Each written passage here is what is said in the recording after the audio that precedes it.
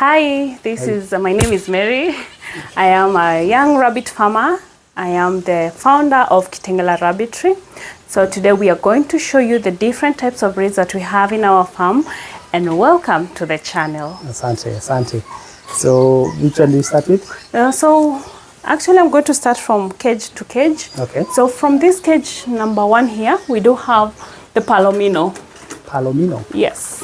You see the Palomino rabbit that we have here, it's a male. Yes. Just trying to hold it. Sometimes they can be aggressive, but this one is usually friendly. How much does he weigh? 5. Approximately 5 kgs? Yeah. And how old is he? He's 8 months. Ah, okay. Yeah. 8 months is still, yes, it's mature, but it's still still young for a male. Still young, yeah. Because males go for until 8 months actually. 8 months? Yes. To attain no, 8 years. 8 years. They can go until 8 years. So he's still a teenager? Yes. Interesting. Where is he from? Originally? Originality, these males are usually from Canada. Ah, okay. Yeah, the Palomino. Palominos? Yes. Interesting. See, you can tell its bigness by the head. It's quite huge. Yeah. Yeah, and they're usually very good. And also for the male, you can also check its gender. Here. Yeah. There's a male. Let me put it back. It's very aggressive. Yeah. Plus it's also heavy. Yeah. What are you feeding him? So for the rabbits, we normally feed pellets and hay. Yes. For now, we've just stopped feeding hay. We normally feed like thrice a week, but today we are not feeding them. But for the pellets, we normally feed in the evening. Okay. Yes. Once a day? Yes, once in a day. But water, make sure that the water is always there throughout. Ah, okay. Yeah, we have another Palomino male as well. We have here, we have an earlobe. Earlobe? Yes, you see the ears, they have dropped. Yes.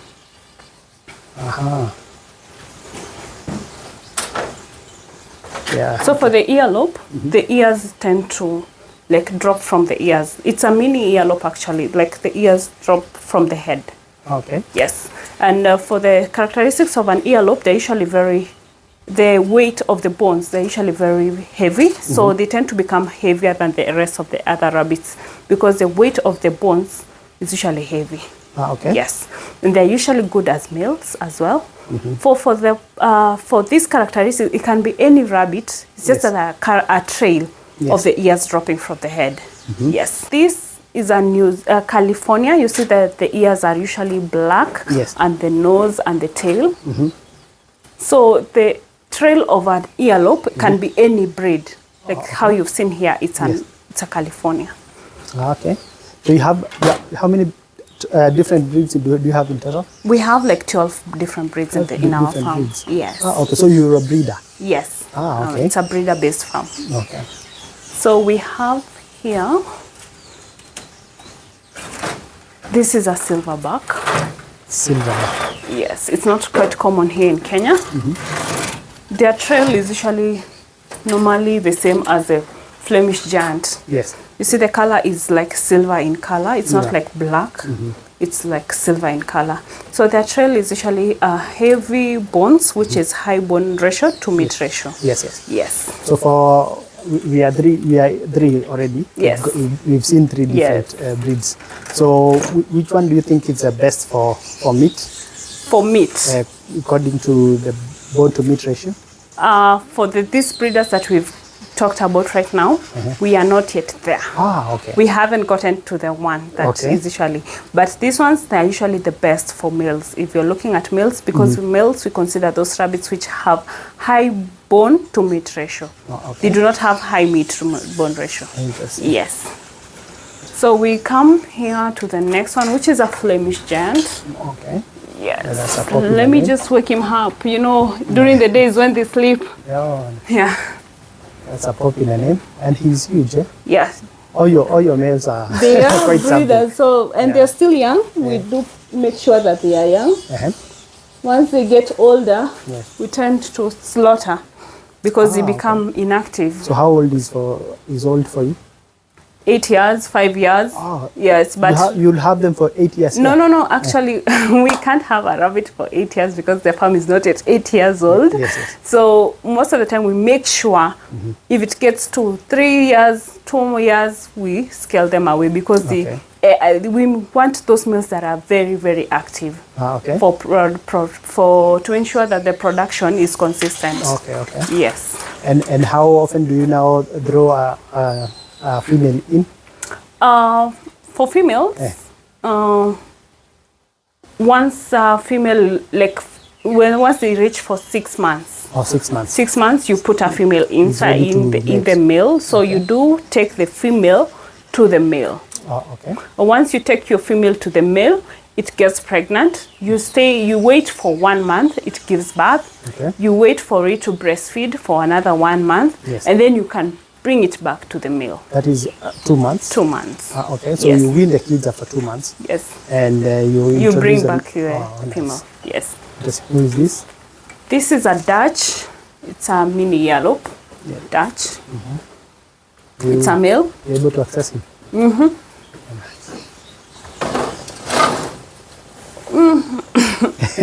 The males are really, really aggressive. Yeah, they tend to run away, so you can just get a shot from them.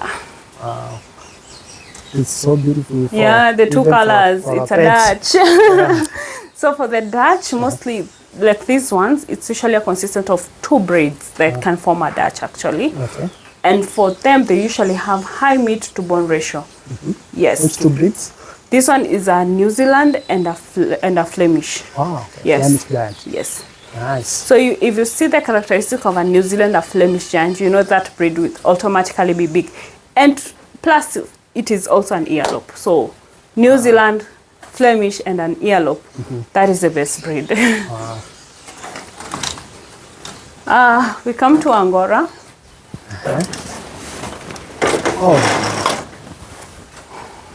It's hairy. It's hairy. It's like a Chihuahua rabbit.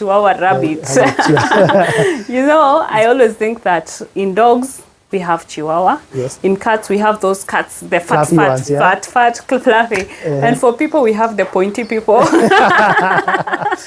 there's always that one unique breed that so can be. He's good for a pet, right? Yes. Because he's quite something. Yes. You wouldn't mind that. Does he shed a lot of fur? Normally they do shed. So what we advise someone to do is trim. When they are 3 months, you trim the hair.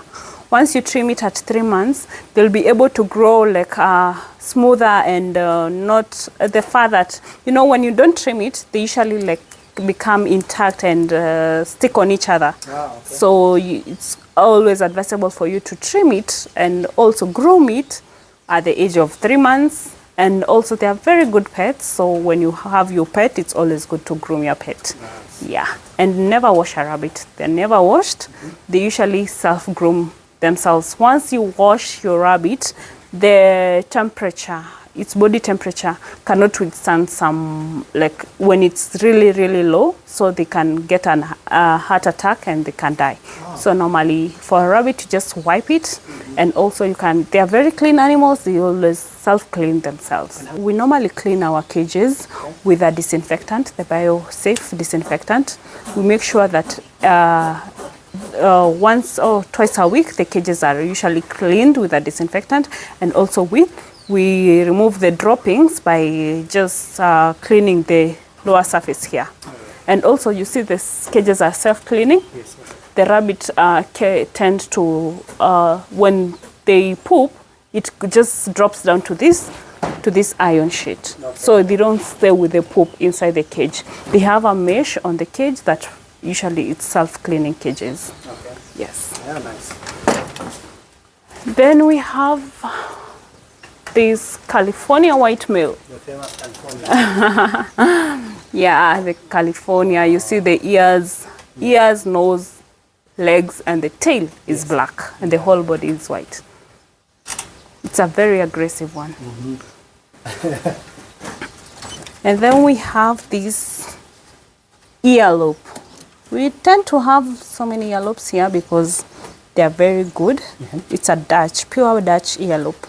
And how is the market for the earlobe? As a breeder, most people tend to request for earlobes because they have high bone to meat ratio, which is a trait which makes them a bit heavy than other rabbits. So we tend to have the earlobes for that. As a breeder, you should always meet the customer request. Yeah, we have the checkered giant. It's quite beautiful with a spotted. It's a female. I just separated the kids actually, and they were sold out. Someone from Coast yesterday came and took them all. Yeah, it's also very high demand. We all have the New Zealand white. New Zealand white? Yes, New Zealand white. This one. Let me wake him up. So for the New Zealand white, they usually have high meat to bone ratio. The ones that you're telling me which breeds are usually good for meat, these are the New Zealands. Okay. The New Zealand, they tend to have the shoulders. You see the shoulders here? Yes. They're quite broad. And they are very heavy because they have high meat to bone ratio. Okay. When you look at the market for meat, the breeds that you should go for are the New Zealand and the California, Havana and Dutch. Yes. Those are good breeds for meat if you're looking at meat business. Okay. Yes. So looking at touching a bit on the meat side of it. I know there's a slaughterhouse in Thika. Yeah. And I've seen there are still some farmers who are still farming for meat. Yeah. Even in your areas like in Kiserian, there's a rabbit meat butchery. Yeah. But do you think this business for meat purposely is still viable in this time round? Yeah, that is a good question as a rabbit farmer, because for meat, the one thing that people go wrong for meat, you should have the consistent supply. If you have somewhere like, who are the targeted market in meat? Yes. Mostly they are hotels, supermarkets. You yourself, you can form your own butchery. Yes. So as a farmer, you should have consistent supply. Yes. Let's say you have an hotel which takes like 10 orders per day or per week. You don't have to like supply today, tomorrow, and then the other day you don't have the supply. So for meat market, the demand is higher than the supply here in Kenya. Okay. So for farmers, what I can advise people to do is have the consistent supply, have the required number of rabbits for you to target the meat business. Okay. Yes. So you have to do it at scale. A large scale. And to be able to sustain the market that you've acquired. Yes. How long have you been in the rabbit business? Right now it's 4 years. 4 years. Yeah. Nice. So how did you get into this business? It's actually a funny story. I didn't like sit down and say, I want to strategize into like rabbit. Actually, I got into this market just like a hobby. I had a friend who gave me like 2 rabbits, just 2 rabbits. They were the local rabbits. I was keeping them like in a structure. You see how wenye watu ushago wanaekanga ka structure, and then ya kuku tu meka tu rabbits twako. Yes. So that is how I started, and then I developed the passion. You see, in 2020, that COVID time is when I had those 2 rabbits. Okay. Yes, the 2 rabbits. I just went for them. It was like time when I was in school that time. So it was a period where we were just home, just chilling. We had nothing to do. So when I got those rabbits, I developed the interest actually to do more research on rabbit farming. So that is when I realized, it's something like someone can do it as a business here in Kenya. It's something like you can actually look at it and grow something big out of it. Yes. So that is when I started doing my research, and I started venturing into rabbit business. And now you see, what I advise someone to get into rabbit business, get into the rabbit business when you know what you're doing, by doing it slowly, gradually grow, because we started with just small houses, and now we just grew to even having, like, we have these houses and we have other 110 houses on the other side. Yes. Can we look at that? Yeah, we developed and we grew up. sometimes you do things slow but sure. Yeah, slow but sure. 4 years is not that slow. Yeah, but it's usually advisable not to just rush into something. Yes.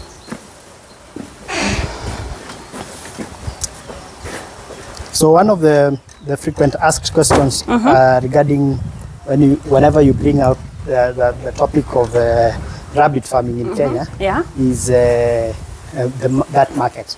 Now for you are, because as a breeder you position yourself with all these multiple breeds, you're able to get to access market even from outside the country, right? Yeah, yeah. So for you as a breeder, you're in a very good position to sell. Yeah. Plus the scale that you're doing it at, you're able to, the market is kind of worked for you. Yes. So for people who are trying to get into the meat side, the question is always the cost of production. The cost. So for you, because you've already been doing it, how do you approach food costs, for instance? For us, for the food costs, actually rabbits are animals that do not consume. Once they eat and they are satisfied, it leaves it. It's not like chicken, the way chicken can actually eat to finish. Yes. Like they only eat to their satisfaction. Yes. So what I can advise right now as farmers, what we can do is like look at the rabbits do feed on greens. Yes. And also they do feed on hay. Yes. So you can actually look at feeding your rabbits hay during the day and giving pellets, like during the evenings when they are really active, you can give them pellets, but always have also the greens and the hay so that it can supplement the pellets. You know, the pellets are the ones which are expensive right now. Actually, I know the prices, they have gone really crazy up. I don't know why, but for you to actually mobilize on costs of feeding, you should just supplement them with the hay or the greens. Okay. Yes. Interesting. So we have the chinchilla. Chinchilla. Yes. Here she is. She has 2 babies. Oh, falling it.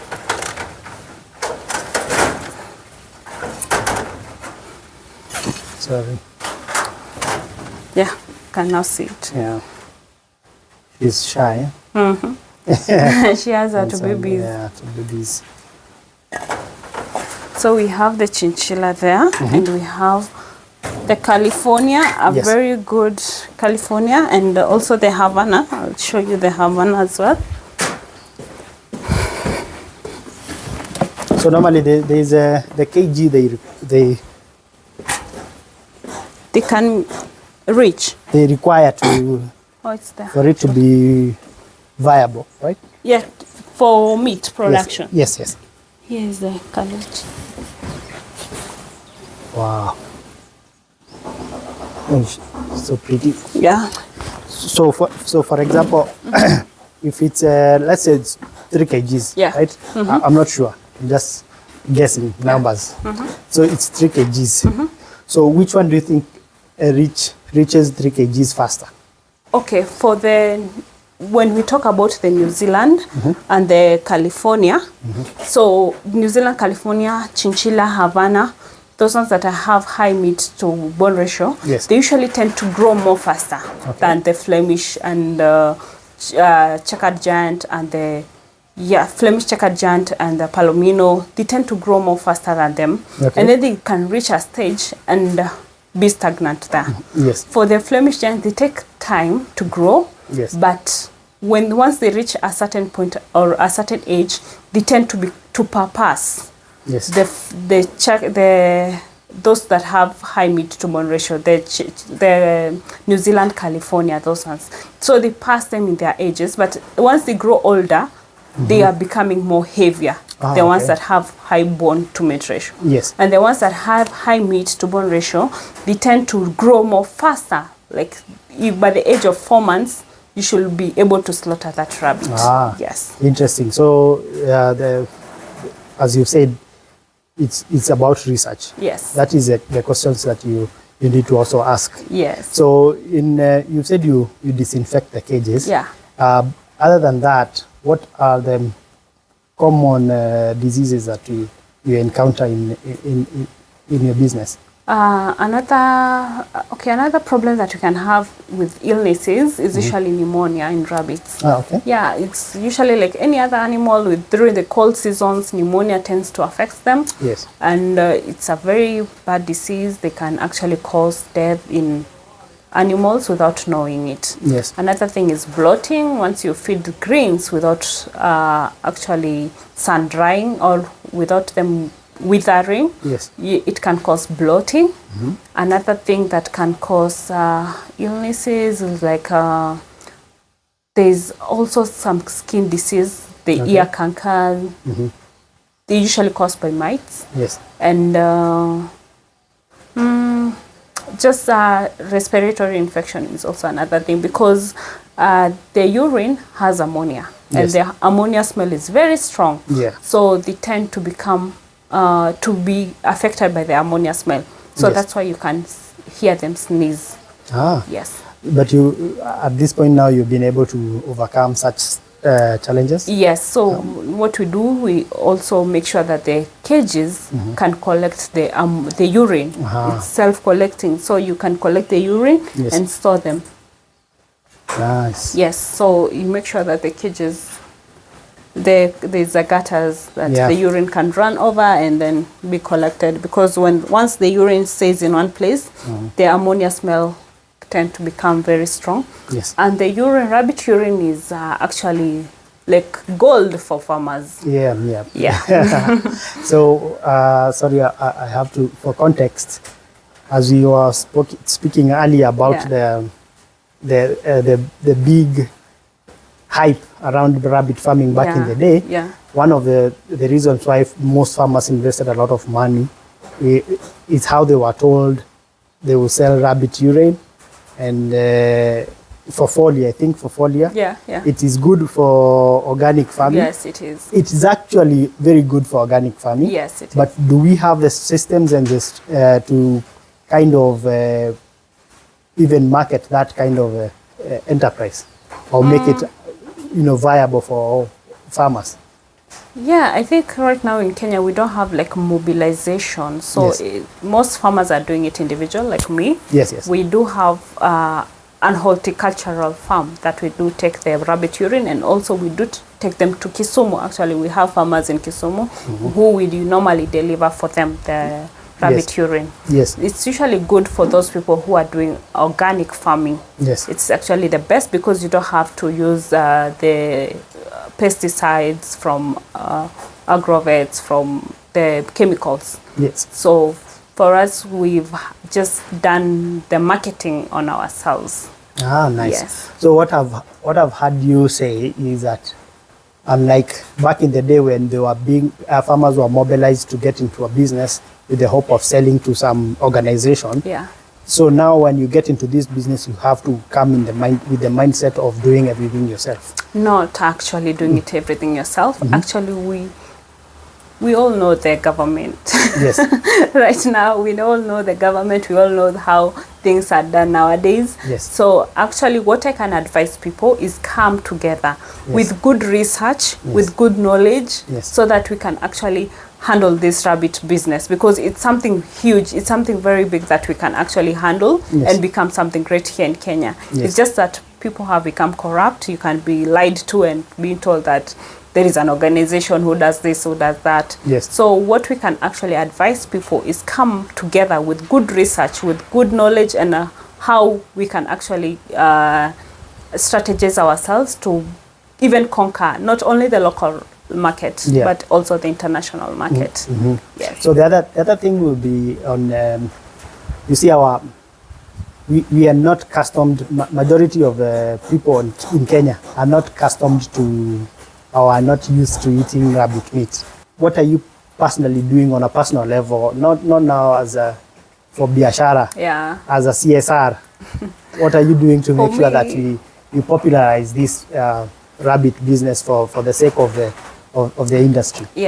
For me, what we normally do, actually, we do give free samples. Like even our neighbors, even like we have an event ongoing in our